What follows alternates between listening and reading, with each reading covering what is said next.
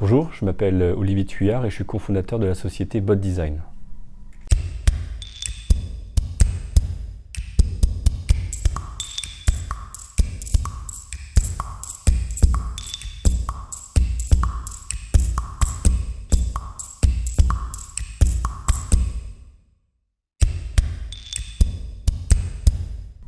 Nous sommes partis du constat que les professionnels de santé sont contraints par différentes problématiques, notamment une difficulté de trouver du temps médical versus une augmentation du nombre de patients.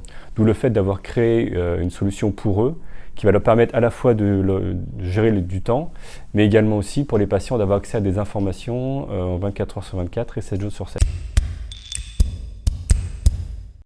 Alors Max pour Medical Assistant Experience, l'idée c'est d'apporter un soutien entre le médecin hospitalier et le patient en ville, en pré- ou post-opératoire.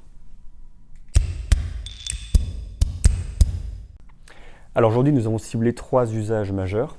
Tout d'abord, tout ce qui est pré-consultation et pré-diagnostic. L'idée c'est que le patient va pouvoir interagir avec le robot conversationnel en amont de la consultation et ainsi à la fois renseigner des informations sur la consultation qui vont permettre au soignant de préparer sa consultation, mais également aussi le patient va pouvoir poser des questions au robot conversationnel qui ont été recensées par les médecins et les patients.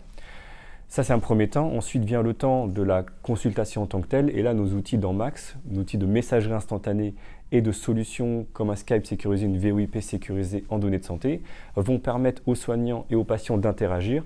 Également, permettre l'accès aux soins peut-être pour des patients qui sont beaucoup plus éloignés des centres de référence.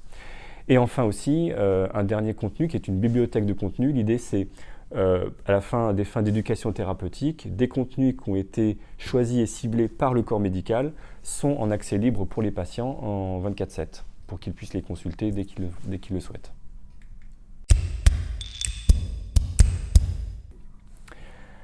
Alors, 2 exemples d'illustration.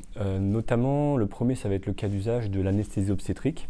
L'idée, c'est de se dire que avant la consultation d'anesthésie obstétrique, la patiente peut accéder à du contenu, à la fois donc, via le robot conversationnel et la bibliothèque de contenu, avant sa consultation. Ainsi, elle peut poser des questions, comme je l'ai dit tout à l'heure, en 24/7, à cet agent conversationnel pour pouvoir savoir comment va se passer la péridurale ou même comment est-ce que le conjoint peut rester dormir lors de l'accouchement.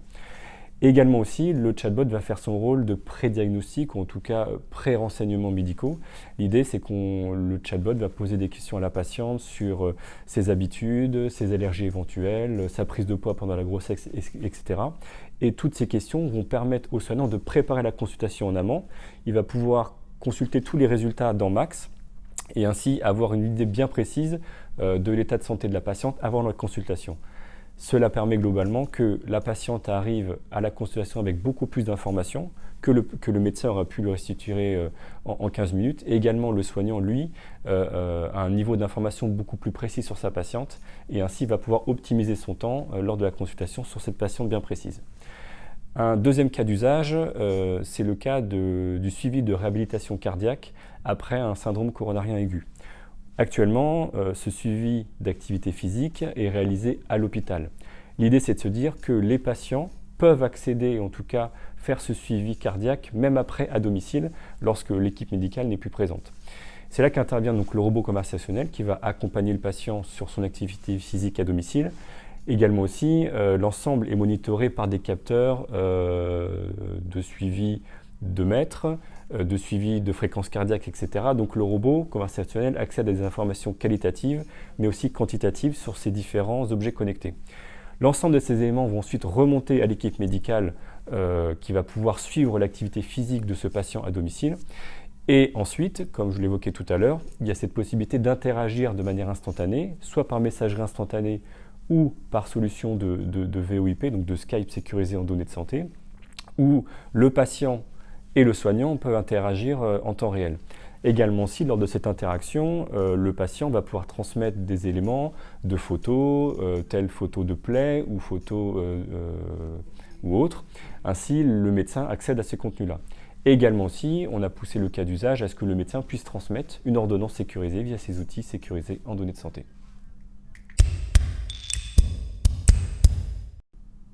Bodysign a été créé il y a 2 ans et demi par un pharmacien industriel et un ingénieur biomédical. Aujourd'hui, nous représentons 7 salariés pour 6 spécialités médicales dans le milieu hospitalier et pour une utilisation en moyenne d'une centaine d'utilisateurs par semaine.